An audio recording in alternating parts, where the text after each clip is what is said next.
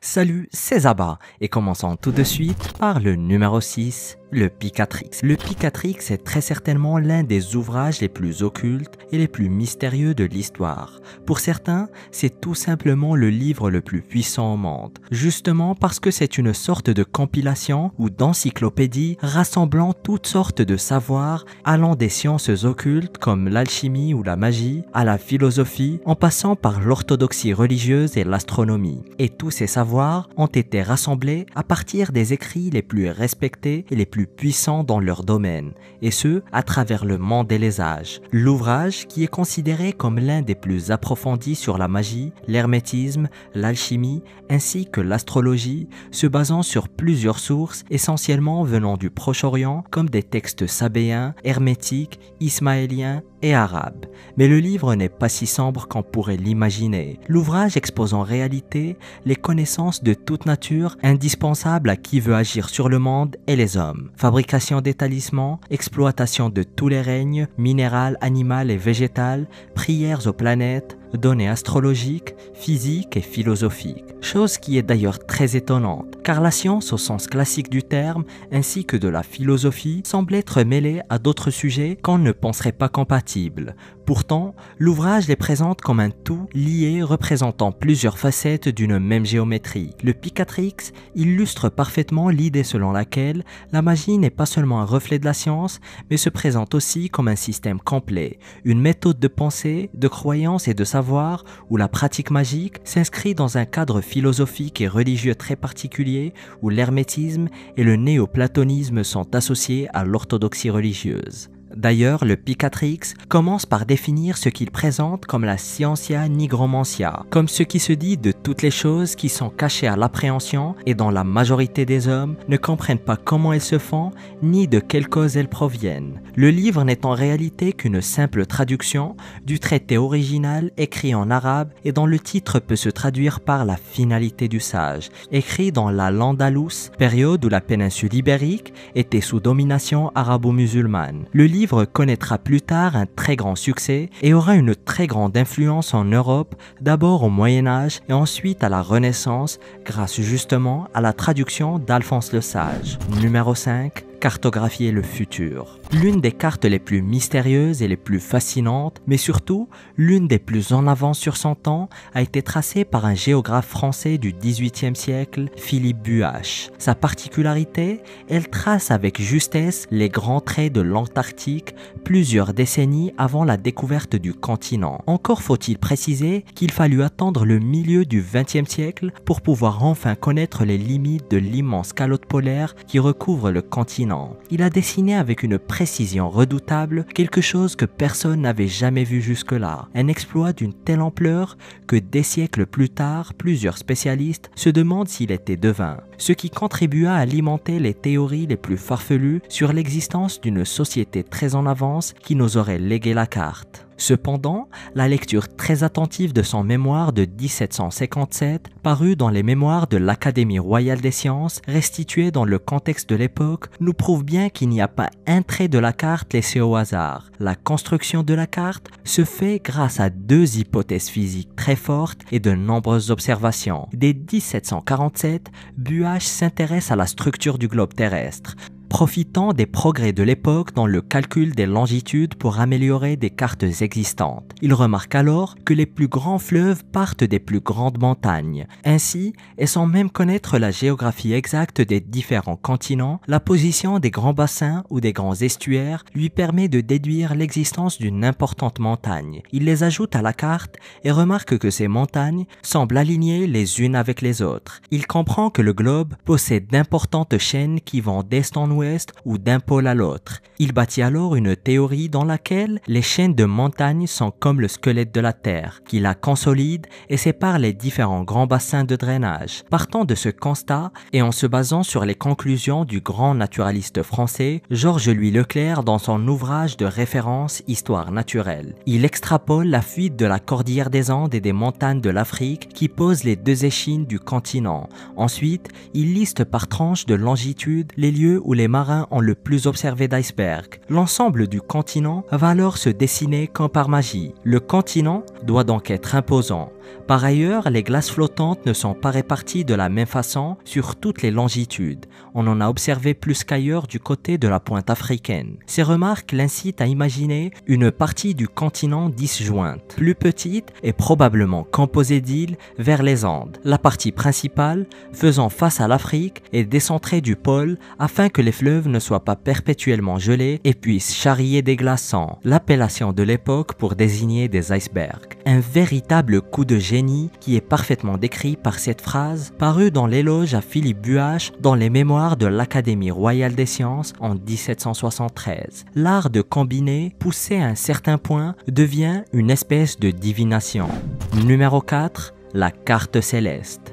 Ce petit tumulus près du village d'Asuka au Japon n'a pas l'air de grand-chose, mais pourtant, tout ce qui le concerne est un véritable mystère. Cette tombe ou kofun, datant du 7e ou du 8e siècle, contient une chambre funéraire tout bonnement époustouflante. Sur son plafond est dessiné le plus ancien planisphère céleste jamais connu. La carte représente au total 68 constellations, dans lesquelles les étoiles sont représentées en utilisant des points recouverts de feuilles d'or, comme si c'était pour signifier que ces étoiles étaient plus importantes que les autres. Mais le planisphère céleste représente aussi les différentes trajectoires et orbites d'objets célestes représentés sous forme de cercles concentriques. Un tel niveau de savoir et de compréhension du cosmos aurait déjà été très impressionnant lui-même, mais il y a bien plus impressionnant. Le planisphère ne correspond ni à l'endroit du kofun, ni à son époque de construction. Tous les chercheurs s'accordent à dire que l'observation stellaire représentée dans la tombe de Kitora précède de plusieurs siècles sa construction. Mais le problème est qu'ils n'arrivent pas à se mettre d'accord sur la période exacte, ni d'ailleurs l'endroit exact où l'observation a été faite. Les estimations oscillent entre 240 et 520 après Jésus-Christ pour les plus conservatrices, tandis que les plus osées parlent de la période s'étalant de 120 à 40 avant Jésus-Christ. Pour l'endroit où l'observation du ciel a été faite, là aussi, il n'y a pas de consensus. Mais les chercheurs s'accordent à dire qu'il s'agit soit d'une observation réalisée à Pyongyang, la capitale de la Corée du Nord, soit à Séoul, en Corée du Sud, soit dans l'actuelle ville de Xi'an, en Chine, qui était anciennement Chang'an. Le kofun contenait aussi d'autres merveilles qui pourraient peut-être aider à déchiffrer le mystère. À l'intérieur de la petite chambre en pierre qui fait environ 1 mètre de largeur pour 2,6 de longueur et 1,3 m de hauteur, un espace suffisant pour déposer une seule personne. Les 4 murs étaient ornés successivement de Genbu, la tortue noire sur le mur nord, Seiryu, le dragon vert de l'est, Suzaku, l'oiseau vermillion du sud, et Byako, le tigre blanc de l'ouest. Ces représentations sont accompagnées d'images zodiacales supplémentaires constituées de figures humaines à tête d'animaux. Les 4 murs et leurs représentations ont d'ailleurs été déplacés pour éviter leur détérioration. Mais les chercheurs sont toujours loin de percer les secrets de la carte stellaire. Numéro 3, la cité perdue du désert. L'une des plus grandes merveilles du monde antique et qui a été oubliée pendant des siècles n'a été retrouvée qu'en 1812. L'antique cité de Petra se trouve en plein milieu du désert jordanien, entourée de canyons désertiques et d'étendues arides et des montagnes. Mais si la cité a été redécouverte, ses secrets ne l'ont toujours pas été. La cité était autrefois une véritable plaque tournante du commerce sur la route de l'encens, ce qui en fit une véritable cité bouillonnante d'activité et la cité la plus développée de la région. La région en elle-même était habitée dès le 7e millénaire avant Jésus-Christ, mais ce n'est qu'au 4e siècle avant notre ère que les Nabatéens sont arrivés et avec eux, Petra allait connaître une ascension fulgurante. Mais ce qu'il y a de plus mystérieux et de plus fascinant à propos de Petra est de savoir comment cette cité perdue au beau milieu du désert a pu tant se développer avec aussi peu de ressources en eau. Les systèmes de gestion, de stockage et de distribution de l'eau à Petra étaient d'une telle ingéniosité qu'ils pourraient rivaliser avec ce qu'il y a de plus moderne. Les Nabatéens ne disposaient que de très peu de sources naturelles qui étaient loin de suffire à une ville telle que Petra. La source principale était donc les pluies hivernales, Mais tout le défi était de conserver et de redistribuer ces eaux saisonnières tout au long de l'année, et ce, dans un désert où les températures dépassent souvent les 50 degrés. C'est ainsi qu'ils ont créé un véritable système de barrage, des citernes, des conduites et des canates, et même des maîtres d'eau qui étaient des personnes responsables de veiller à ce que les eaux conservent leur limpidité et leur potabilité. Et l'efficacité de tout ce système était telle qu'elle permettait non seulement à Petra de subvenir à ses besoins et de prospérer, mais aussi de se permettre des luxes tout bonnement inimaginables que seule Petra pouvait offrir en plein désert, à savoir une véritable piscine publique en plus de thermes, des nymphées ou fontaines sacrées et des jardins luxuriants. Ensuite, les Romains ont débarqué en l'an 106 et ils ont tout rasé sur leur passage et les savoirs de Petra furent perdus à tout jamais. Aujourd'hui même, des ingénieurs et des archéologues étudient et s'étonnent du niveau de complexité ainsi que d'ingéniosité et de redondance qu'offrait l'infrastructure exceptionnelle de Petra. Numéro 2. Cryptogramme de la Buse. Olivier Levasseur, dit la Buse, était le plus grand pirate français, écumant les Caraïbes et célèbrement connu pour son trésor légendaire qu'il aurait caché. La cachette ne pouvant être découverte que si l'on déchiffre le célèbre cryptogramme de la Buse.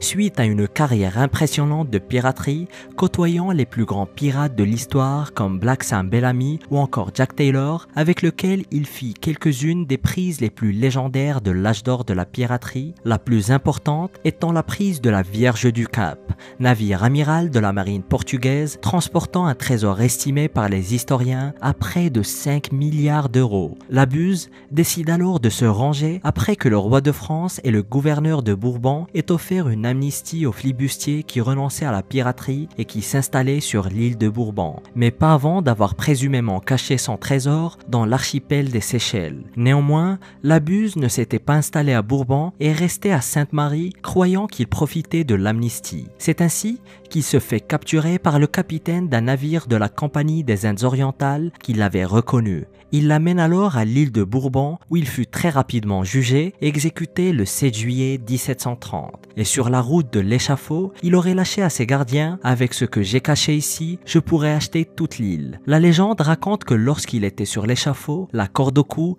il aurait retiré de son collier un pictogramme qu'il aurait jeté dans la foule en s'écriant « Mon trésor, à qui saura le prendre ?» Ce pictogramme contiendrait la carte qui mène à son trésor, le plus grand trésor perdu de l'histoire de la piraterie. Mais jusqu'à ce jour, personne n'est arrivé à le décrypter. Même si plusieurs le prétendent, aucun n'a découvert de trésor. En réalité, il existe plusieurs versions du pictogramme qui diffèrent légèrement l'une de l'autre, principalement avec certains ajouts. Mais la plus commune comporte 17 lignes de texte incompréhensibles et même les plus grands cryptographes n'y sont toujours pas arrivés. Mais l'une des études les plus approfondies et très certainement l'une des meilleures interprétations du cryptogramme a été faite par l'auteur Emmanuel Mézineau dans son livre « Mon trésor, à qui saura le prendre ». En tout cas, c'est le meilleur début si vous espérez trouver ce trésor. Numéro 1. Machine volante dans la Bible. L'une des mentions bibliques les plus troublantes, interprétée comme désignant des ovnis et des extraterrestres, figure dans la Bible hébraïque ou l'Ancien Testament. Le livre en question est celui d'Ézéchiel, qui est écrit à la première personne, contrairement à la majorité des écrits bibliques. Et dans le premier chapitre du livre d'Ézéchiel, des descriptions très équivoques et très mystérieuses sont faites à propos d'un char céleste. Mais avant d'entrer dans les détails, il est important de rappeler que cette idée a été démocratisée par Erich von Däniken, l'écrivain suisse aux idées très clivantes, dans son livre Chariots of the Gods. Pour certains, c'est un pseudo-scientifique aux théories sensationnalistes. Pour d'autres, ses essais et ses écrits sont de vrais vecteurs de réflexion qui ont d'ailleurs donné lieu à plusieurs théories, notamment celle des anciens astronautes, mais il a aussi inventé la discipline de l'astroarchéologie. Mais sans pour autant rentrer dans la polémique, il est vrai que les descriptions faites dans le livre d'Ézéchiel prêtent à interprétation. Ézéchiel décrit sa vision d'un chariot des dieux avec des figures qui ressemblent à des hommes mais qui n'en sont pas. Mais le plus troublant sont les descriptions des chariots. Comme il est écrit dans le 16e vers du premier chapitre, à leur aspect et à leur structure, ces roues semblaient être en chrysolite. Et toutes les quatre avaient la même forme. Leur aspect et leur structure étaient tels que chaque roue apparaissait être au milieu d'une autre roue, et ils pouvaient se déplacer dans 4 directions sans tourner. Aussi, les jantes étaient pleines d'yeux tout autour. Pour Von Daniken et d'autres personnes d'ailleurs, cette description correspond à une sorte de soucoupe volante entourée de lumière et avec des fenêtres. Mais pour d'autres, il n'y a pas vraiment lieu à interprétation, puisque le premier et le 28e verset semblent avoir été placés comme des sentinelles gardant le début et la fin du chapitre afin justement d'éviter les spéculations fanatiques sur le sens de l'histoire. Dans le premier couplet, le prophète dit clairement « J'ai vu des visions de Dieu » et dans le verset final, il conclut « C'était une apparition de l'image de la gloire du Seigneur » et donc ces scènes ont été clairement identifiées comme visions, c'est-à-dire un phénomène par lequel le Seigneur a révélé la vérité au prophète, à la fois en lui montrant des choses symboliques et en lui parlant directement. Alors, à votre avis, interprétation douteuse ou mystère historique? J'aimerais bien savoir ce que vous en pensez. Dites-le moi en commentaire. Et découvre le plus grand mystère qui se cache au fond du Sphinx en cliquant sur cette vidéo.